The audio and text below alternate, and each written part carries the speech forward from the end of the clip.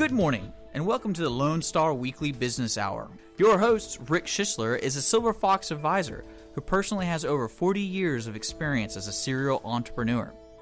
So sit back, pull out your pad and pencil, and get ready to take notes as we join Rick Schissler in his Lone Star Weekly Business Hour.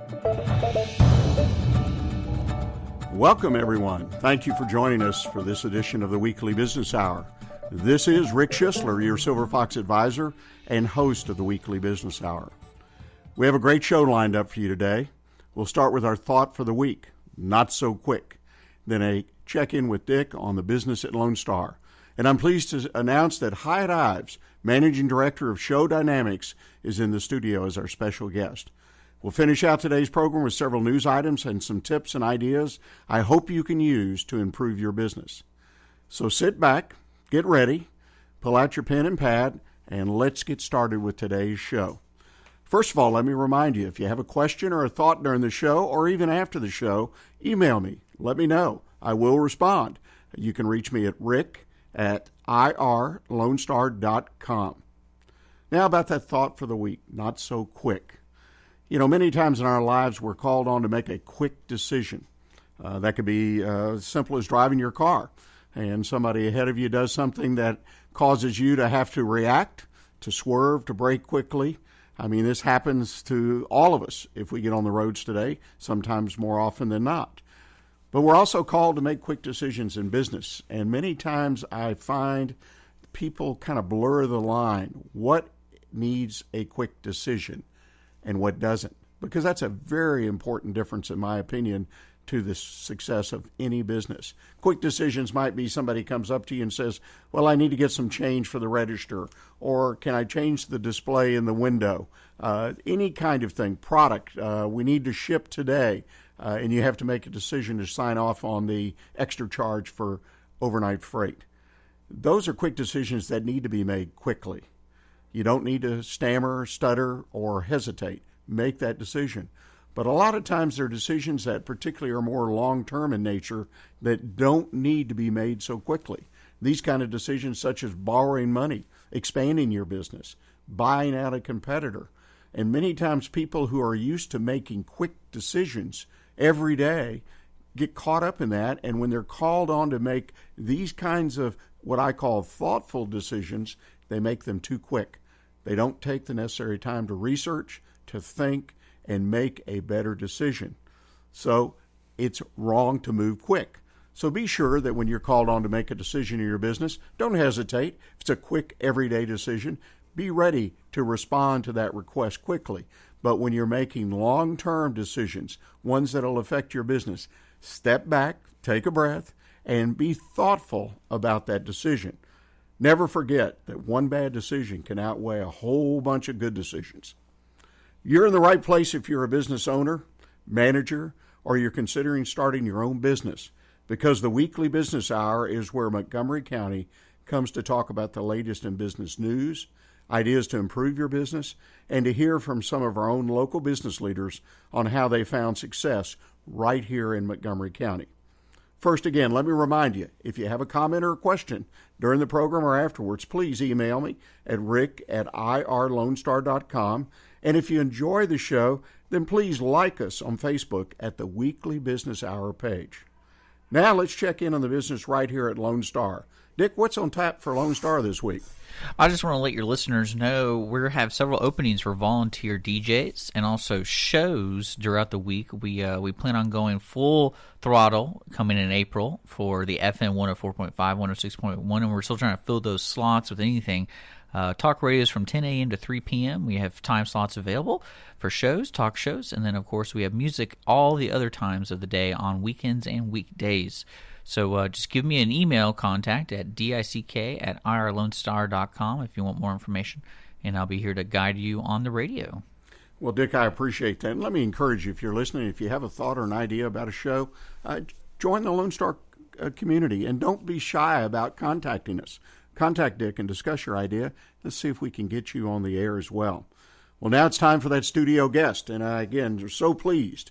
Didn't mean to wake you up, Hiett, but we have Hiett Ives in the studio this morning. We've already had a lot of fun, so if fun's not your game, I apologize, but to me, that's the third tenet of business, is having a little bit of fun. But Hiett Ives, in all seriousness, is the managing director of Show Dynamics.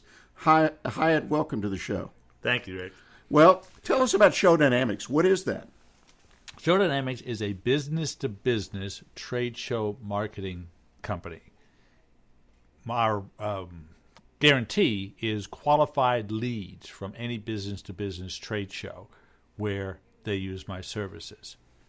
And I can deliver that. I took a tattoo removal doctor to a tattoo convention, and she got business. So you actually are involved strictly in trade shows, correct? Predominantly trade show. I have been the marketing manager for large and mid-sized companies, international companies. So I can do all of the things relative to marketing and marketing communications. I simply choose to focus on trade show marketing. Well, let's go back to the tattoo removal doctor. That's almost a mouthful for me. Yes. Tattoo. That sounds good. The idea that they go to a tattoo convention because of potential business, because that's interesting to me. So you actually help your clients market their business. Oh, absolutely. In fact, I try to find places where they wouldn't think to go.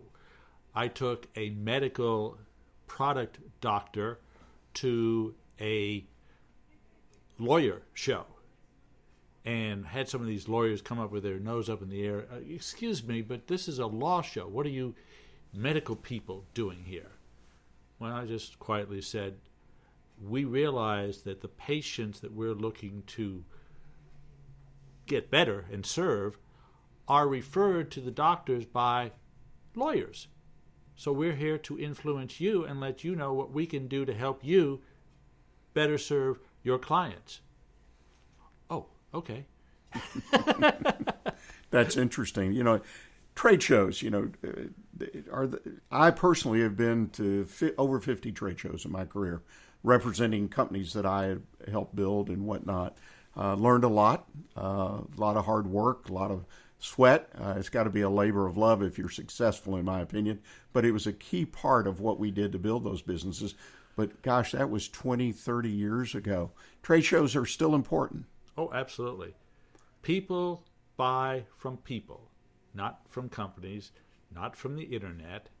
More and more are buying from the internet, looking up things and out of internet catalogs and comparing prices and stuff and then ordering them sight unseen. When you are talking about a service or a product that requires explanation, that requires interpersonal relationship, that's where trade shows work to help establish those relationships. And it also cuts the upfront time. In business, it's said that you've got to make 6 to 8 contacts with somebody. And of course, people can't see this on the radio, but picture walking into a gentleman's office for the first time on a cold call. Well, he's sitting there with his arms crossed across his chest, his legs are crossed, and the look in his eye is, who are you and how did you get by my minion? And the second time you get there, the arms might be unfolded, but the legs are still crossed, and he's still, what, you again? And maybe on the third or fourth time, all right, you're back. All right, let's get down to business. Well, a trade show gets through those first 3. So the first time you're in his office, oh, I remember you from the XYZ show. Yeah, we had a great conversation on Umpty-Ump. All right, let's start talking. So it's a relationship building opportunity. Well, that's one of the things I recall about a trade show, and the reason we had new products always. When I say new, we were at one point grew in age, but it was new and really trying to convey to people in a way we could not do any other way, including the internet, without showing them the products, but in business-to-business selling. But one of the things that I liked about trade show is typically your audience was almost pre-approved or screened that they had some level of interest in buying product or services. Absolutely. And by using my services, if you've got I'll give you an example. I took a company that they don't make labels, they don't make bottles, they make the machines that puts the labels on the bottles. And they focused on the perfume industry, so that when the company did an initial run of a $300 bottle of perfume, the bottle was 8-sided and they had little labels on it. So anyway, they made the machine that did that. I took them to an international trade show at the Javits Center in New York. There were 3,000 delegates. We asked a specific open-ended question, and only people that qualified themselves through that open-ended question were wanded, if you will, or we captured their information. Now, the relationship I had with that company, I didn't know their industry. I didn't know their client base. They would pay me X dollars for every hot lead, Y dollars less than X for every warm lead, and the rest would be lanyard. So we wanded 125 people. 1 month after the show was over, they sent me a 4-figure check for 6 hot leads and 22 warm leads. 28 of 125, 22.4%. 6 of 28, 21.2%. So the 80-20 principle came in there. So plus I got a nice paycheck. I followed up with them for a whole year, because they paid me this before they even went out and did, but they knew what happened. They got 0 ROI because the interest was from Buenos Aires, from Santiago, from Singapore, from Hong Kong, from Johannesburg, from Paris. My client was a qualified regional player in the New York area. They couldn't service any of those people overseas. So you got to choose the right show to go to. But when you choose the right show, assuming that had been a regional show, they would have made beaucoup money because they were where they were, and I come up with the open-ended question with the client. I don't do it myself. I ask them, what are you looking to sell to what segment of the market? You and I had a conversation about the Texas Restaurant Association show that's coming up in Houston in June, and a bank that is going to be exhibiting there. And I said, what services do you offer to independent restaurant and club owners versus franchise club owners versus corporate show owners? And so that's all part of the services that I provide to come up with that open-ended question that requires the listener to qualify themselves. Well, it kind of brings us back to that point in basic marketing is we have to identify who we are and what we have to offer, and most importantly, what sets us aside from the entire market. Is that a fair way to do to talk about what you're doing? Absolutely. And even down to trade shows. And it's funny, as I said, I personally did a lot of trade shows in different industries, and sometimes it seemed like we were in the wrong place because we weren't getting the level of interest that we got in other trade shows. We wrote it off to market. It's just, there's just not a market. But I think maybe we were off target. That's very important. Ladies and gentlemen, we're going to take a short break now. And when we come back, we're going to continue our visit with Hiett Ives, the Managing Director of Show Dynamics, and talk a little bit more about how trade show marketing can be important to almost every business. So please stay with us. The East Texas Dream Center is in need of your help. We are a nonprofit Christian organization that houses women and children who are trying to get their lives back after being homeless, abused, or addicted. We are conveniently located at 301 South 1st Street, Conroe, Texas, 77301, right here in Montgomery County. Our needs are financial and every needs of gasoline, cleaning supplies, laundry soap, Lysol, and whatever else God puts in your heart. To help our ladies and children, please consider a donation. You may visit our website at www.easttexasdreamcenter.org.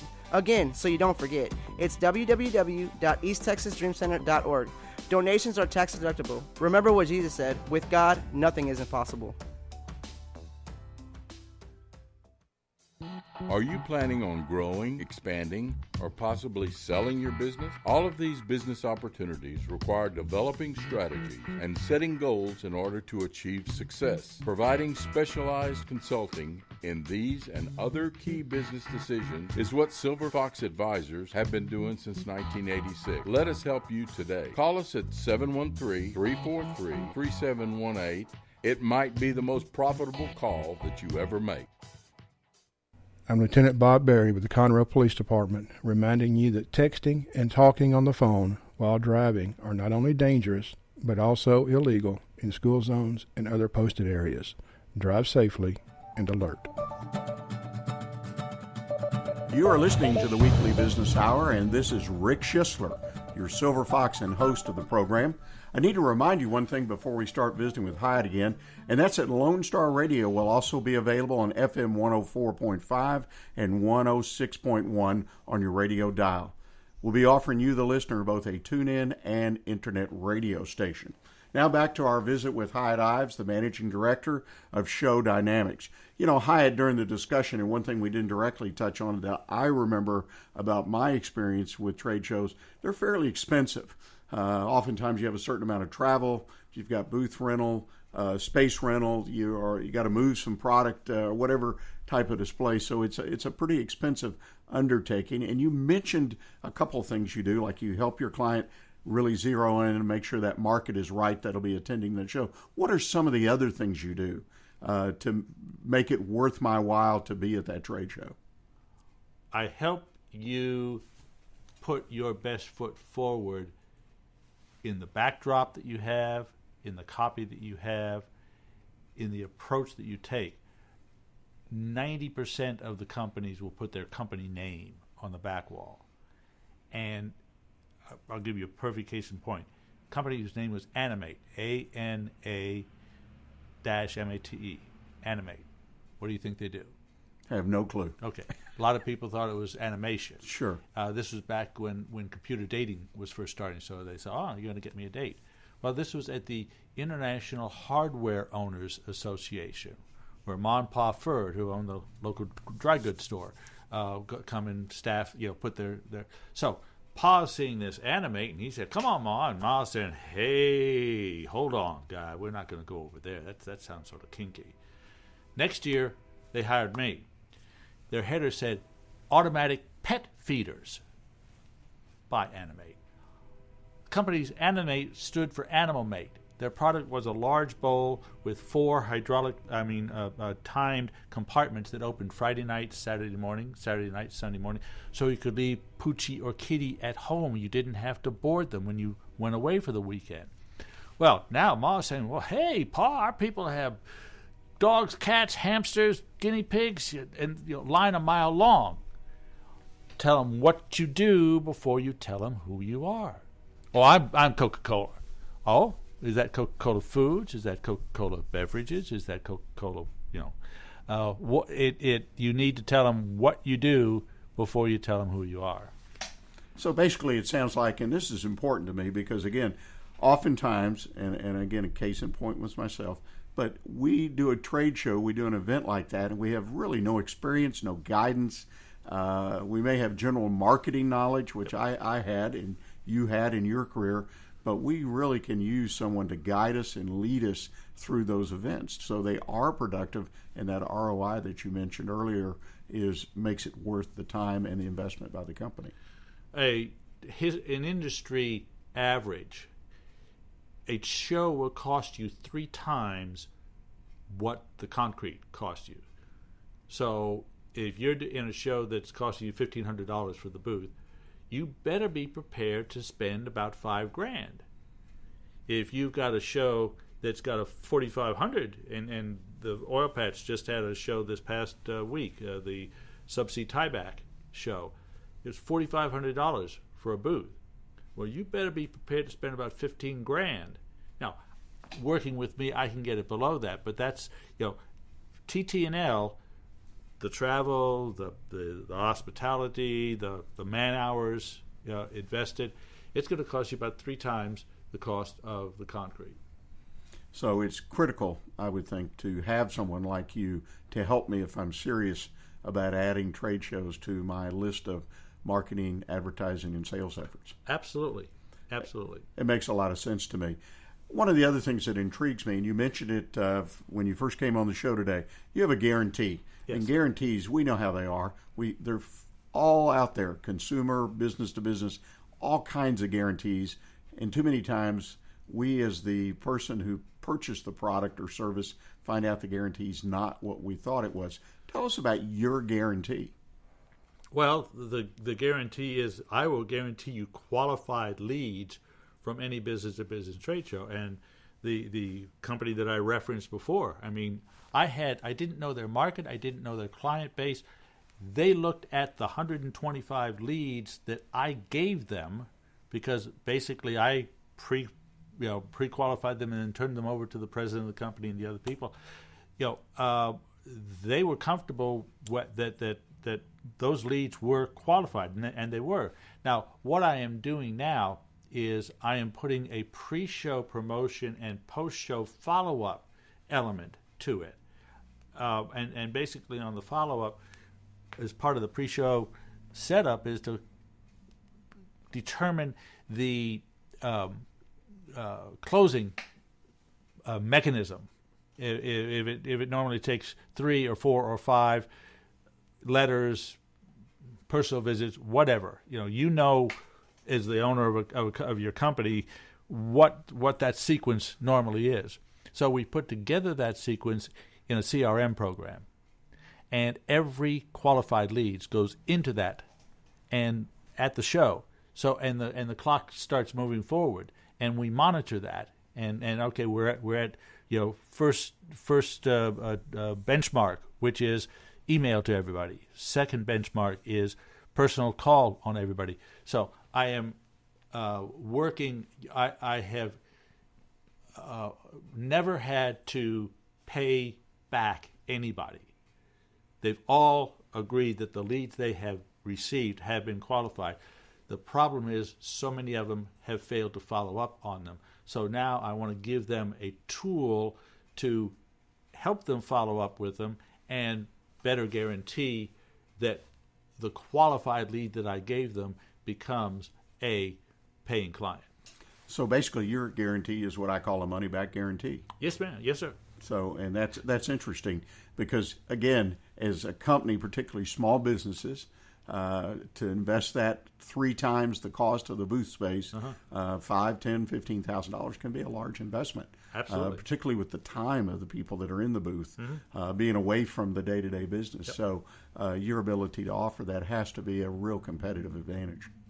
Speaking of competitive, do you have any competitors? All of the big boys, the Skylines, the 2020s, the big booth manufacturing companies say they have marketing people that will do the same thing for you. Well, one, they rarely have somebody that will be in your booth the whole time. And they may help you put together a marketing plan. They are highly unlikely to be in your booth implementing your plan. I help you implement the plan that we together come up with. So is that how you set yourself apart from the competition? Is that personal participation? What is training, isn't it? Yeah, and unfortunately, I end up talking myself out of a job because after they do 3 or 4 or 5 shows with me, they say, "Hi, we've got this. We understand what you're doing, and we don't need you anymore." I had the vice president of a international freight forwarding company hire me, and we had a large booth that had 2 aisles, and I was on the front aisle saying, who's hauling your oil field equipment? Who's hauling your oil field equipment? For whatever reason, he was uncomfortable with that. He was on the other aisle. Can I show you my widgets? Can I show you my widgets? Yeah, but he was smart enough to know that he wasn't comfortable doing what he knew needed to be done, so he hired me to do what needed to be done, and that what time he spent on the floor himself, he did his own thing, which wasn't the right way to do it. Yeah. Well, at least he knew it. That's interesting. Sometimes that's difficult to admit. Let me ask you, everybody has challenges running their business. Most of our listeners today are people who are running businesses. And as a way to identify with each other, what are some of the challenges you have in running Show Dynamics?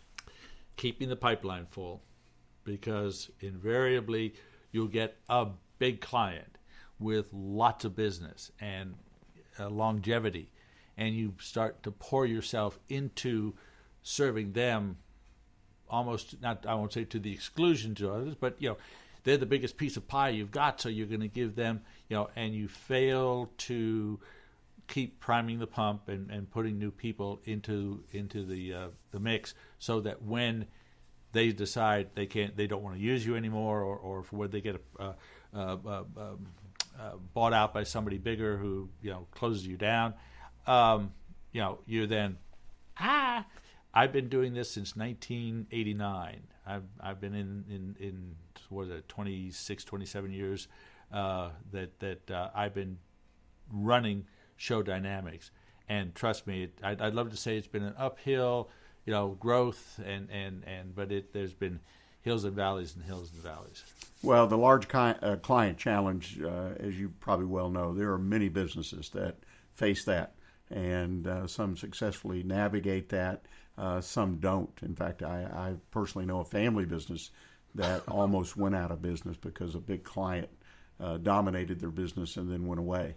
So you got to be careful on that. Well, let me ask you, it's technology is affecting every business everywhere. Yes. For the most part. I mean, every business. How has it impacted the trade show business? It's helped the trade show. For those that use technology correctly, it will help you, because you can put out pre-show invitations that don't have to be written and printed and written and stamped and stuff like that. You can put out Facebook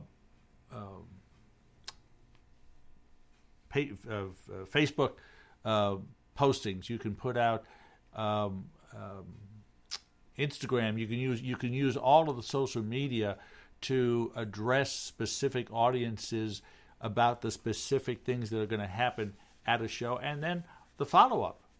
It's a lot of it can be done using social media correctly, and that's sort of the key thing. 2 years ago at the Texas Restaurant Association, they were selling for $250 a postcard-size ad on the registration page. Everybody, whether you were a visitor or an exhibitor, had to register on that page. And I had a client that I said, buy that, and he did. And he got 3 or 4 pieces of business off of that, because, many thousands of people had to go onto that page. Some stopped long enough to read the simple ad, here's who we are, here's what we do, and here's where we're going to be. Yeah, that's interesting. Well, it's amazing what technology's doing. And in the minute or so we have left in today's segment, what do you see the future of trade shows? Very promising. Very good. When done correctly, you can get far more bang from the buck at a trade show than you can out of just about any other advertising methodology.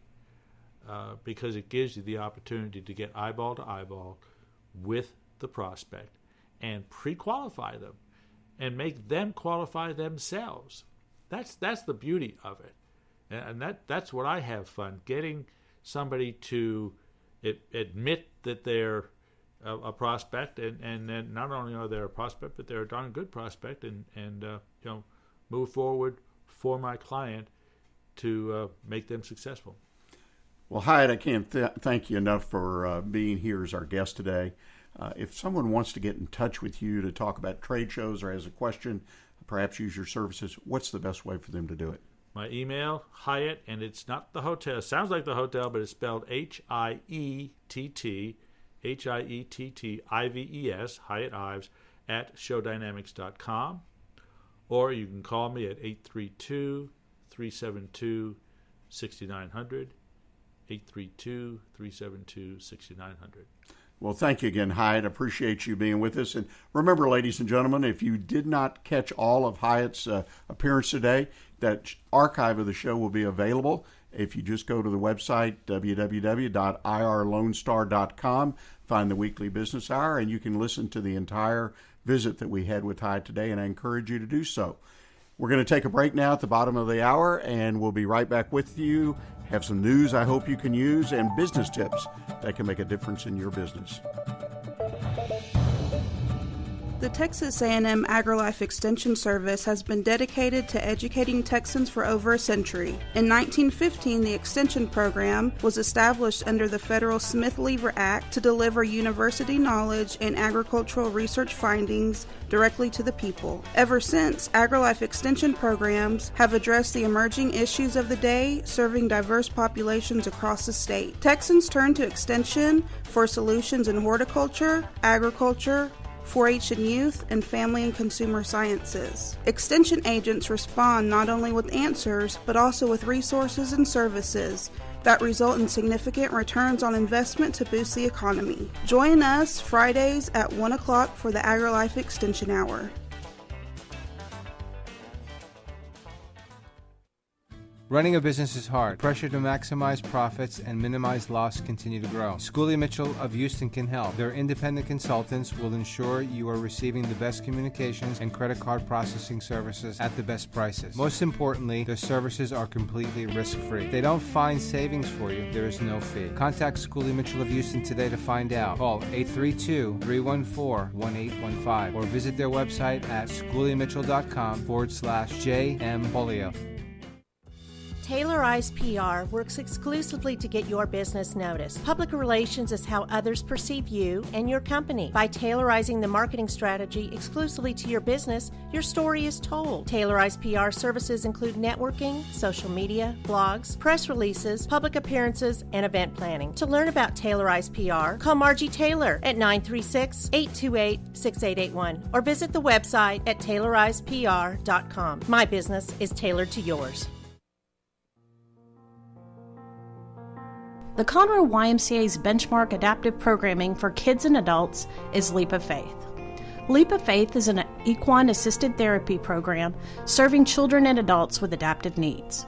The riders in our Leap of Faith program are working to address and manage specific aspects of their lives impacted by illness, injury, or disability. The Leap of Faith program has experience working with riders who are living with attention deficit or other hyperactivity disorders, hearing impairments, visual impairments, developmental delays or disabilities, autism, Down syndrome, multiple sclerosis, muscular dystrophy, head traumas, brain injuries, and paralysis. Our program uses horseback riding to develop self-confidence and self-esteem, to increase upper and lower body strength, assist in respiratory issues, and establish a trusting relationship between the rider and their horse. Not only do these activities aid in the physical and mental development of the rider, but they also foster self-reliance and independence. For more information regarding our program, to become a rider, or to volunteer with a great group of people, please call our Welcome Center at 936-441-9622 or visit our website at www.ymcahouston.org/Conroe.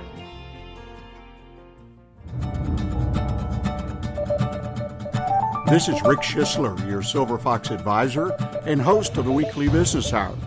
We just finished a great interview with Hiett Ives of Show Dynamics, and now I want to shift gears a little bit. Typically, I try to offer a little bit of news, local business news, hopefully that you'll be able to use in your business. And one of the things I did this past week was take a look at the latest edition of the Community Impact newspaper for the Conroe-Montgomery area. This covers the period March 24th through April 27th. That's a great publication. We have some really good publications here in Montgomery County, and this one is one of the newer ones, Community Impact newspaper. I encourage you, if you don't have a copy sent to your home, look for a copy. You can go online as well and take a look at it. They always have a lot of interesting stories, a lot of good community stories, and a lot of it covers things that directly impact our businesses here in Montgomery County. One of the things I want to report to you today is article they had about apartment development is booming in Conroe area. and why this is so important to us in business. One of the things that guides people in the apartment industry is the simple premise, that increased job creates a demand for housing, which leads to new construction. And point being is, in order, you kind of turn that around, if you have demand for jobs, if you have business increasing and growing, you've got to have a place for people to find housing. Obviously, there's single-family homes, but multifamily homes, such as apartments, are very, very important. And in Conroe, it's estimated as part of the greater Houston area, we have 1,300 apartments under construction in Conroe, Montgomery area. City manager Paul Viragano pointed out that while the growth in local oil and gas companies may have slowed down to some degrees, the city's medical sector is growing, particularly if you look at the north side of the Woodlands with the development of Houston Methodist Hospital, as well as Texas Children and some expansion in Herman. So this creates new jobs, and we need to have places for these people to live. One of the interesting things in this article that I learned is Hector Force, the city manager of Willis, said they have no apartments under construction in the Willis area. They have business growth, but they don't have anywhere for people to live that typically can't afford, or in some cases don't want to live in single-family homes. And that seems to be a trend that's also reported in this article, that there are those that have made a decision, even though they might be able to afford or qualify for a mortgage, they are choosing to rent, not own. So they're looking for nicer apartment developments with granite countertops, stainless steel sinks, and these type of upper-end projects are being built all over the greater Houston areas, as well as right here in Montgomery County. So that's a big change. We need more apartments, particularly in the Willis, Montgomery area. We have a little over 8,000 apartments at projected units available in the Conroe area, and we're adding 1,300. So you can see percentage-wise, that will increase the available units quite a large percentage. So room to growth, and that's important for growth and the ability to grow in all business. I want to give a shout out, if you will, real quick to Jesse Mendoza. He's the editor of this Conroe Montgomery edition. Jesse, you do a great job, and I really, as a business person here in Montgomery County, enjoy reading your newsletter as it comes out every month or so.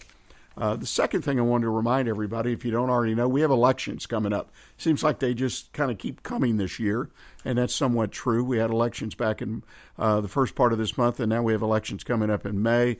Primarily here in Montgomery County is Conroe. We have elections for mayor and a couple of city council positions. So it's important that you, if you live in the city of Conroe, get familiar with the candidates. The current mayor, Webb Melder, is term limited out, so there will be a new mayor. There's very competitive races for city council in places 1 and 2, so pay attention. Interesting enough, right over to the west and our neighbors in Montgomery, their election at the city level for mayor and city council has been canceled because there were no opponents that came up to compete in those races. So the current position of mayor and 2 of the city council positions, 6 and 7, are non-contested, so the election's been canceled, and it appears the same thing might or will happen with the Montgomery School District as well. But pay attention to your elections. The last thing in the news that I wanted to touch on is to welcome Brian Bondi. Brian is the new president of Conroe Lake Conroe Chamber of Commerce. Brian comes to the Conroe Chamber with a lot of experience. For the past 5 years, he served as president of the San Marcos Chamber, and prior to that, he served a number of chambers around the United States, but particularly here in Texas. And in an interview in the Community Impact newspaper, he points out that one of the goals he has for the chamber is to grow it to 2,000 members. And I think that's a worthy goal and a great thing as far as increasing the size and the penetration of our chamber. Now I'd like to give you a couple of business tips that I hope you can use. The first one's important for those of us. I've had this experience once in my life, but if you're married to your partner, in other words, a husband and wife typically serve as partners in a business, and that can be difficult. I can attest to that, not in so much a negative way, but there's business and then there's the marriage, and they really do have to be kept separate, even though obviously they overlap. And I came across an article in Inc. magazine recently in the November issue that pointed out 5 things to kind of remember when you have a marriage and a business blended together. First one is, don't use pet names. Okay? We all have pet names for our spouse, or most of us do. Be sure you leave them at home. At the office, it's business. There's no mom, dad, or that kind of honey. That would be interesting in a business environment. Try to stay professional. This creates an atmosphere that your staff and the other workers in your business can relate to and respect. No public fights, obviously. If you disagree about something, even if it's in the business, always take it behind closed doors. More important, I think, if your spouse is involved. So you got to be careful because, like they said, watching owners fight is like watching your parents fight. That's got to be tough. No triangulating. Don't, and this applies even if you're not working with your spouse, but don't blame other people. Don't complain to other people that he said, she said. Stay away from it. Again, very important if you're working with your spouse. No kibitzing.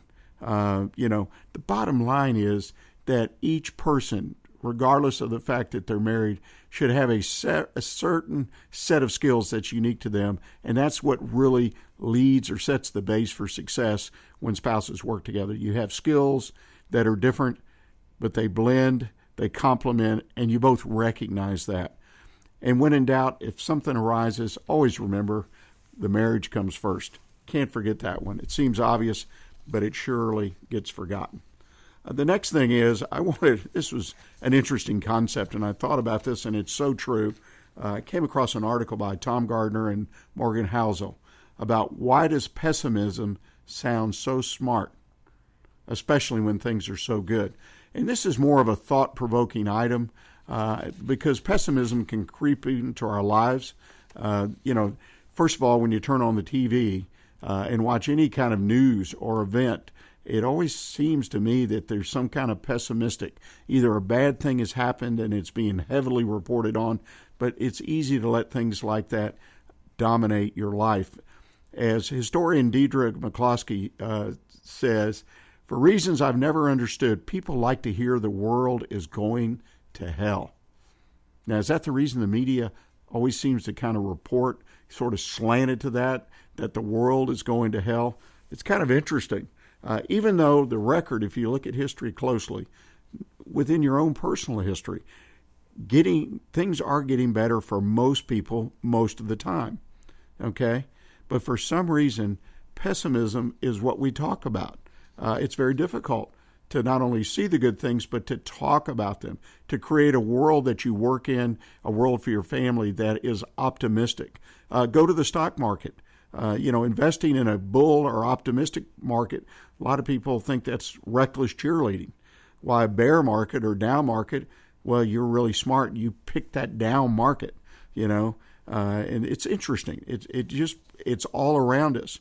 And one of the things I think that it was pointed out in the article, pessimism gets so much attention is optimism appears oblivious to risk.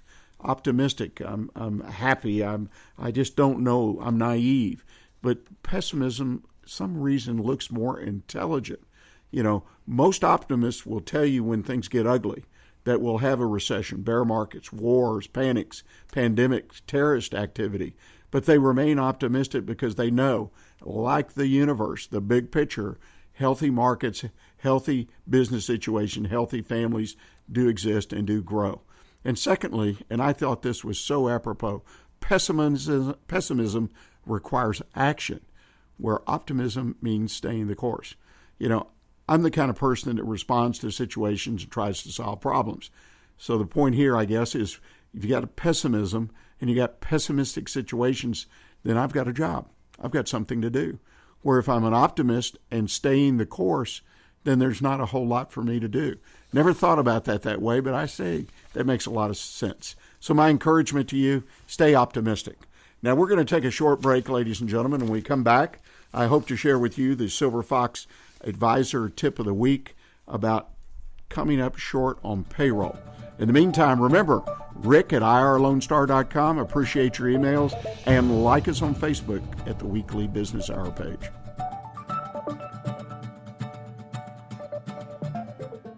Are you paying too much for your personal or business insurance? Patricia Cooper Insurance on FM 1488 and Tamina Road is an independent agency that can shop multiple carriers to find the best rates and coverages to fit your specific needs. Call us today at 281-356-9955 and let us go to work for you.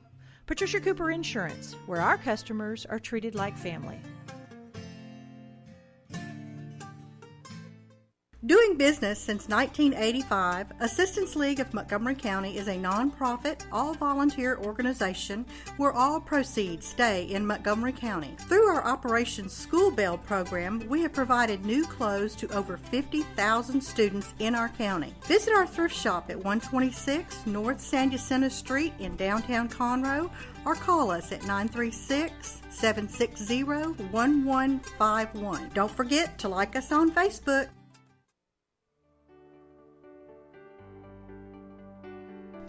Hello, Montgomery County. I'm Rachel Baldwin with Special Olympics Texas, Area 6. Are you a fan of courage? Are you a fan of determination? Are you a fan of acceptance, grace, and skill? Then you're already a fan of Special Olympics. Make it official. Volunteer, coach, and/or compete and be a fan of dignity and acceptance. The dedication of our Special Olympics Texas volunteers provides mainstreaming experiences for athletes with intellectual disabilities. You will touch the heart of another person, and it will move you in a meaningful way that lifts the spirit. Please visit the Heart of East Texas Area 6 webpage at www.sotx.org. Also, like us on Facebook to be a fan and be part of Special Olympics Texas. You are listening to the Weekly Business Hour, and this is Rick Schissler, your Silver Fox advisor and the host of today's show. I appreciate you tuning in for the show. We're in our last segment, and I'm going to lead off with the Silver Fox Advisor Tip of the Week. Coming up short on payroll. This is a very narrow topic, but for those who have ever started a business that might be listening, there was an opportunity, I'm sure, once or twice as you built your business that you kind of came up short with the money to make payroll, or at least sweated a day or two to make sure, or wondering if a receivable would come in so you'd have enough cash to make payroll. I mean, let's face it, running a small business is no walk in the park. There are lots of issues to deal with every day. There's no doubt about it.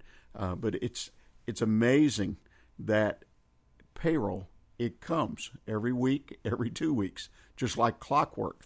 And in the meantime, you're out selling, you're collecting, you're building, you're servicing, you're delivering, all those other things, trying to hire new people.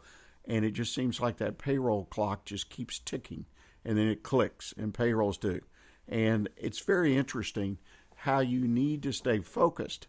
And I actually knew someone in business one time that used his payroll due dates every 2 weeks as kind of a focus, a 2-week business plan, if you will, a little shorthand plan to manage his business. And the idea is he got through that period of time where cash flow was tight, that this would keep him on track and help him keep building his business.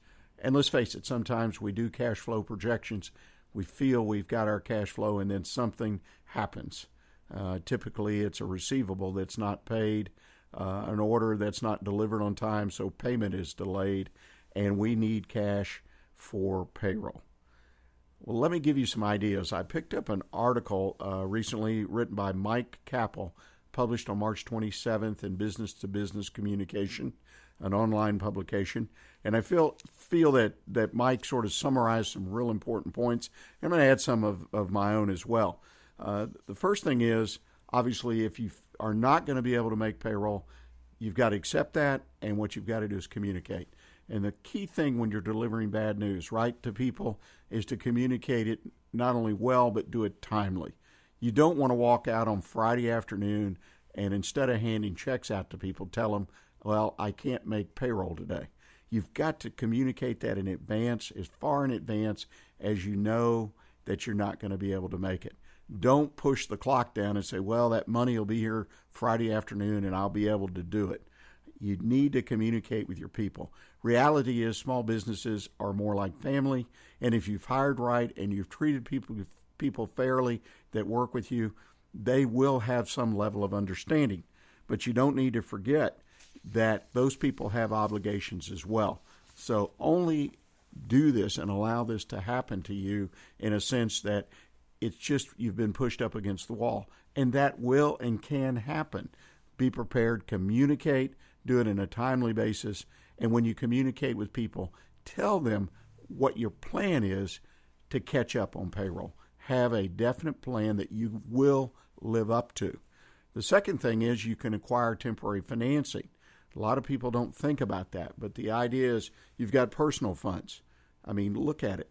Receivables. Have you worked them hard enough? Sometimes you can get people to pay earlier. That's all about communicating and building a relationship with your clients, with your customers. You can talk to suppliers. Maybe you have a payment coming up that you can delay. You don't want to ruin your terms with your vendors, but sometimes you can do that. Small business loans. Now, getting a bank loan or an SBA loan is a real drawn-out process, but online, and we've talked about it on the show, there's ability to get temporary loans and get them very quickly within 24 to 48 hours. This is a resource that you should check out before you get in a jam, though. Have it, if you will, on hold and available and understand how it works. It's very important. Pay your employees. Don't forget, employment and payroll are controlled by both federal and state government, so you just can't ignore it. It's just like paying your federal withholding from your employees' paychecks. These are things you just cannot ignore. If it gets to that point, you need to take a definite look at your plan, your business, and make sure you're in the right place at the right time. But remember, you have an obligation that's controlled by the government. And the fourth and last thing that Mike mentions, and I agree with him, really run your business tightly when you're in these periods of reduced or restricted cash flow. Do the very best you can on overhead. Do the ways, look at reducing your payroll. I mean, this is cash management, but you're trying to, again, manage growth and all the things I mentioned earlier. So look at it real hard. You don't want to be put in this position, but it happens, and it happens more frequently than many of you may realize it, especially in the first year or two of a business. And it can happen later if something happens, an emergency, or, again, a large receivables not paid in a timely basis. So try to plan for these financial emergencies, and always, always manage your business, the expense side of your business, as tight as you can so you can build up that cash and do the best you can so you're not put in the position of having to deliver that message. I'm sorry, folks, but I'm going to have to pay you next week. Well, ladies and gentlemen, I appreciate you joining us this week. I hope you've enjoyed the show. Don't forget, each show is archived, so if you missed part of the show, you can go to our website, irlonestar.com, and you can go to the Weekly Business Hour and re-listen to the podcast of the show at your convenience. As we close the show today, I want to give a big Lone Star thanks to our sponsors. As always, Patricia Cooper Insurance, Schooley Mitchell, Taylor Ives PR, and the Silver Fox Advisors. Stay engaged this week and keep your focus on what counts in your business. Next week, our special studio guest will be John Martin with Thrivent. Thank you for joining us, and until next week, remember to stay in touch with what's happening in Montgomery County right here on Lone Star Community Radio.